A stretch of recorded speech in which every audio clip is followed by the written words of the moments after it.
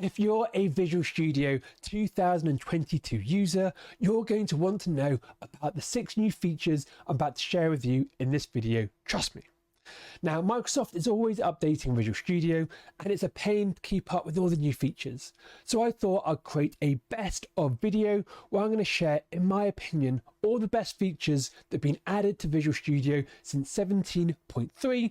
It's going to save you going through all the release notes. It's going to be really useful. So if that sounds good to you, stick around and let's look at this first new feature. The first feature that I need to tell you about was released as part of Visual Studio 17.5 update, and it's the all-in-one search. So this is super cool because it allows you to search both code and settings all within a single search, which makes you way more productive. Now, just in terms of settings, let's say I want to switch a theme. Yep, I can do that. Let's say that I want to change font sizes. Yep, I can do that. Let's say that I want to create a class. I can do that. Actually, no, I need to do some code stuff now. So let's say that I want to view the contents of program.cs. I can do that all in a single search, all accessible just from Control and Q. This is way better than anything we had previously, and I use it pretty much non-stop throughout the day, and I recommend that you use it as well. The next feature you need to know about is brace pair colorization, released as part of 17.4, and for me, this is a great reason to update to this release if you haven't already. So fundamentally, this new feature is going to make your code easy to understand because automatically it's going to add different colorization to all the different braces in your code. So at the top level nesting, you can see here I've got an orange color, and then in my properties I've got pink, and this is done all automatically, no extensions needed. Now, in order to enable it, all you need to do is type in brace in a feature search, and it comes under text editor general. Clicking on this, what you'll see here is we have this enable brace pair colorization. Tick this. This is all you need to do, and Visual Studio will take care of the rest for you. Jobs a good 'un. Now, the next feature was released as part of Visual Studio 17.7, and it's going to allow you to compare 2 different files. Now, personally, I still probably use Beyond Compare or WinMerge as my go-to diff tools. However, having better diff capabilities inside Visual Studio is definitely going to be handy at times. So, to get going with this feature, within Solution Explorer, find the class you want to compare, right-click on it, and you can see we have Compare With. Now, clicking on this is going to launch a little dialog. I can then pick the file I want to do a diff with. I can open it up, and then I'm going to see a classic diff of what's different between the two. Now, when I read the release notes for 17.7, I was actually surprised that there wasn't a file comparison tool already in Visual Studio. However, having this tool is going to be useful, so it's there. You don't need to install anything. It's part of the context menu. Jobs are good 'un. The next feature I'm going to show you is the oldest one in this list, released way back in Visual Studio 17.3, and it's the IEnumerable visualizer. And it kind of does exactly what it says on the tin. So let's look at it in code. Okay, so you can see that I've got some code running, it's hit this breakpoint, and I've got this property called viewModel. Now, if I look in my locals, you can see that in here there's a pop called tutorials, and in here I've got a preview. And this preview is a collection of feed items. Now, you can see that if I'm waving my mouse over here, there's this little magnifying glass with view, and you can see it says IEnumerable visualizer. Now, clicking on this is going to launch a visualizer. And this visualizer is basically going to show you everything within that list in a table format.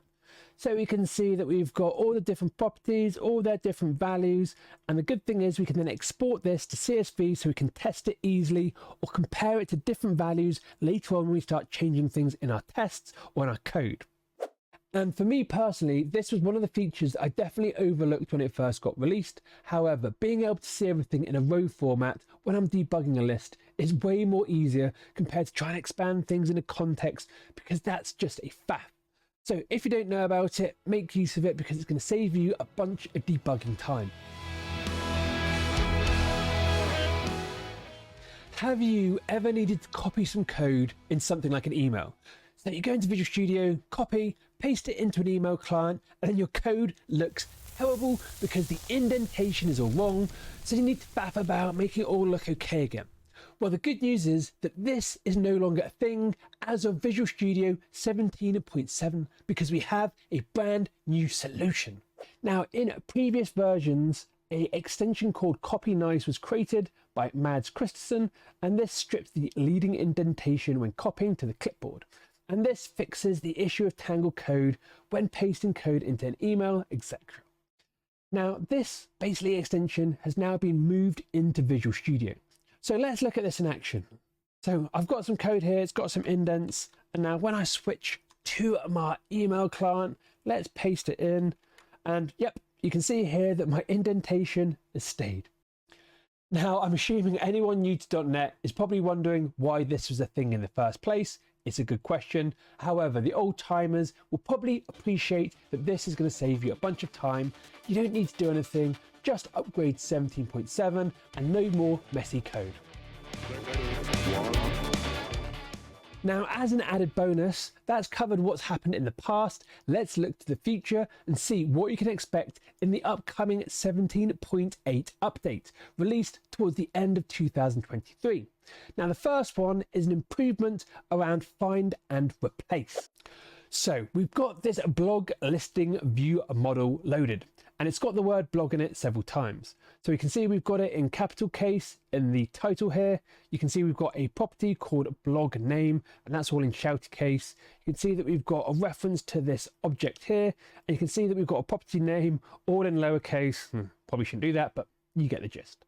Now, historically, if we were going to do a find and replace, let's say that we click find and replace and have a look at the results. Now, what you'll see here is that we've got a lowercase n here, we've got a lowercase n here, we've got a lowercase n here and here. And in order to make this code work, I'm going to have to manually go through and then change these to the correct casing. Now, this is all changed, and we've now got a feature which has been available in VS Code for a while, which is super useful. So you can see here we've got this preserve case mode. And once I click this and I do my find and replace, you'll see that now my code looks a lot better. So you can see that this is using the right case now. The find and replace in the shouty case is using and preserving the correct case. You can see that this is still a lowercase. This is a capital case. So let's be honest, we all hate wasting time updating boilerplate code just to do casing, and this feature is going to prevent all that, so it's a big win in my opinion. The other big feature update in 17.8 is an improvement on adding reviewers to pull requests inside of Visual Studio. So let's look at this in action because it's pretty useful. So we've switched back into Visual Studio. In the top menu, let's create a pull request. So let's go to Git, let's go to GitHub. You can see here we've got new pull request. And then after the create new pull request screen opens, at the bottom you'll see a new section called reviewers. And from here you can add the reviewers to your pull request directly. So this means now that we've added me into the code review process, I haven't needed to faff around in the terminal or go to GitHub itself. I can do it all here, nice and easy. And again, this is a nice, quick, time-saving tip. So that concludes my personal favorite new features that have been added into Visual Studio in the last couple of months.